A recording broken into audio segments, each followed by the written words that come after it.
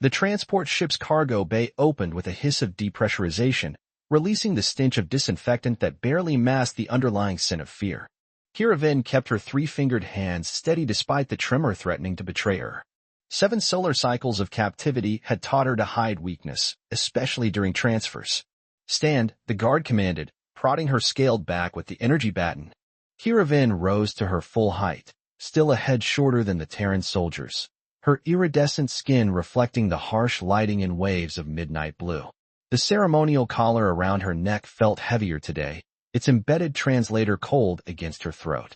Her fighting days were over. The scars crisscrossing her body told the story of a warrior who had defended her people until capture, and who had fought her captors until they broke her will.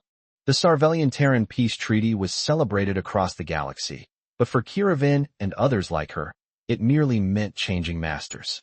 As a cultural exchange asset, she represented her species' submission, a living trophy for some human with enough political clout to request an alien servant.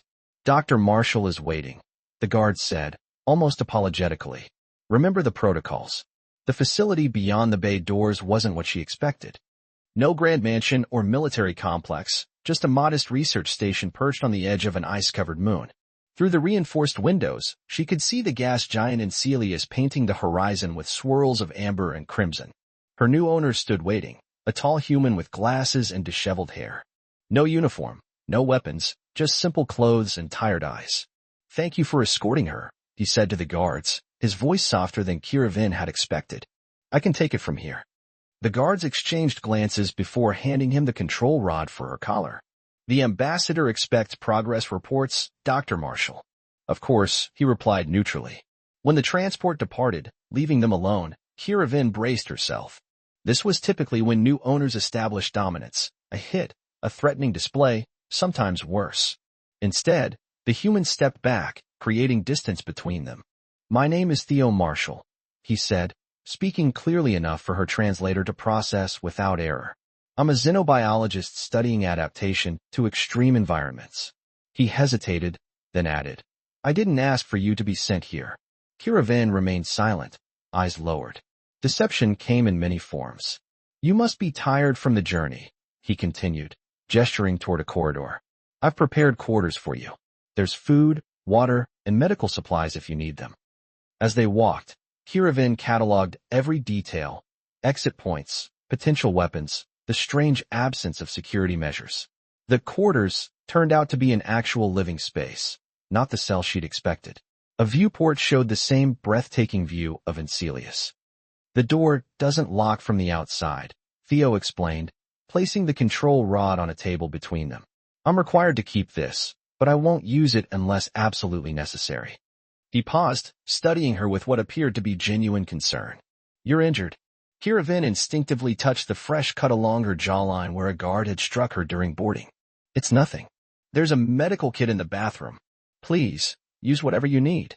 As he turned to leave, Kiravin spoke for the first time, her voice rough from disuse. "What do you want from me?" Theo stopped, his shoulders tense beneath his simple shirt. "Nothing you're not willing to give." He looked back, meeting her eyes directly. "Rest tonight. Tomorrow, if you're interested, I could use help with my research. Your perspective would be valuable." The door slid shut behind him, leaving Kiravin alone with her confusion and the unfamiliar feeling of standing in a room without restraints. She examined the control rod he'd left within her reach, a test, perhaps, or something else entirely. Outside the viewport, Encelius continued its eternal dance, indifferent to the small moment of unexpected dignity that had just occurred in its shadow. 3 standard weeks had passed, and Kiravin still expected punishment for some unknown transgression. She watched Theo from the shadows of the laboratory, observing his methodical work with specimens from the moon's subsurface oceans. His hands, so different from hers with their 5 flexible fingers, moved with precision that reminded her of the sacred healers from her homeworld. "Would you like to see what I'm working on?" Theo asked without turning, somehow always aware of her presence. Kiravin approached cautiously. "These organisms survive in methane lakes?" "Yes, and they've developed remarkable adaptations." His excitement was evident as he adjusted the microscope. "Look."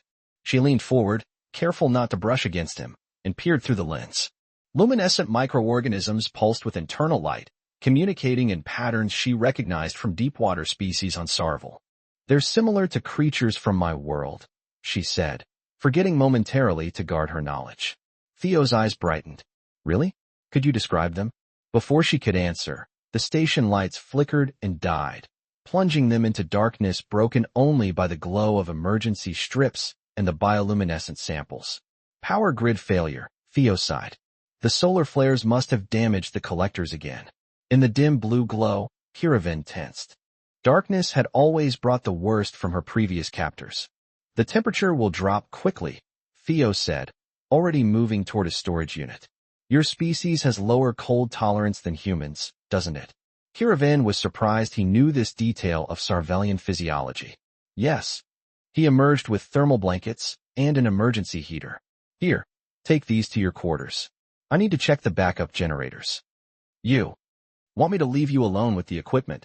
she asked, confused by his priorities. "Of course. Your comfort is more important than monitoring samples." He handed her the supplies, his fingers carefully avoiding contact with her scaled skin. "I'll bring more blankets when I finish."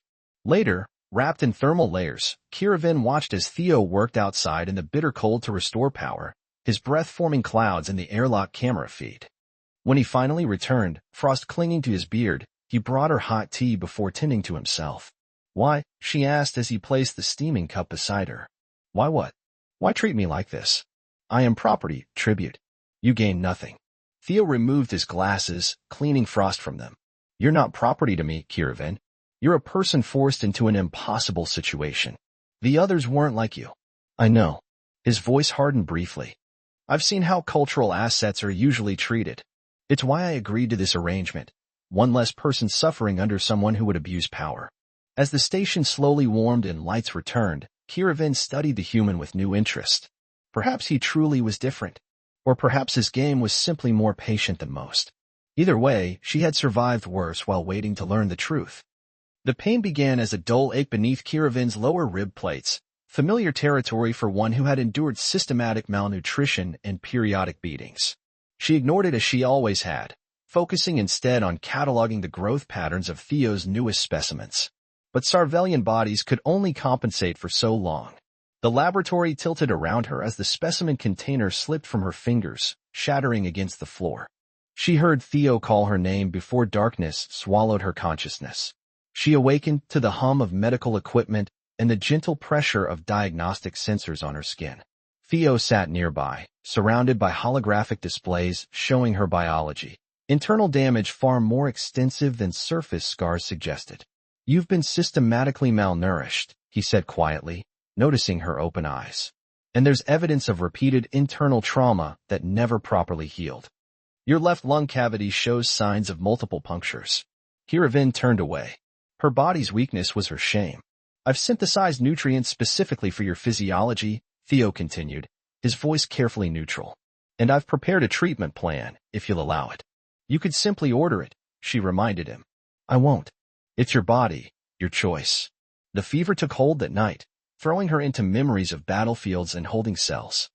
Through the haze, she felt cool compresses on her burning skin and heard Theo's voice reading aloud what sounded like Sarvellian poetry, clumsy in pronunciation but earnestly attempted. When her fever spiked dangerously, she felt gentle hands turn her to apply medication directly to the infection site along her spine. His touch was nothing like the clinical prodding of military doctors or the cruel handling of guards. His fingers moved with reverence, as if touching something precious rather than damaged goods.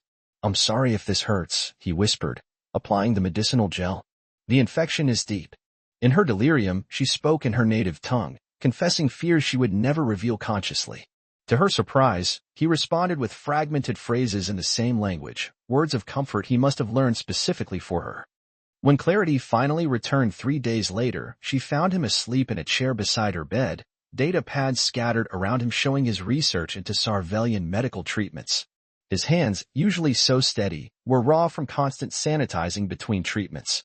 He had kept his distance all these weeks, she realized, not from disgust, but from respect, waiting for permission she had never thought to give.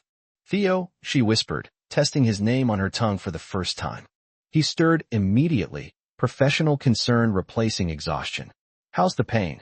Do you need more medication?" Kiraven reached out, stopping just short of touching his hand. Why did you do this? His expression softened. Because you deserve care. Everyone does. Something fragile and long dormant unfurled in her chest. Not gratitude, which she had been conditioned to perform, but something deeper and more dangerous. Something like hope.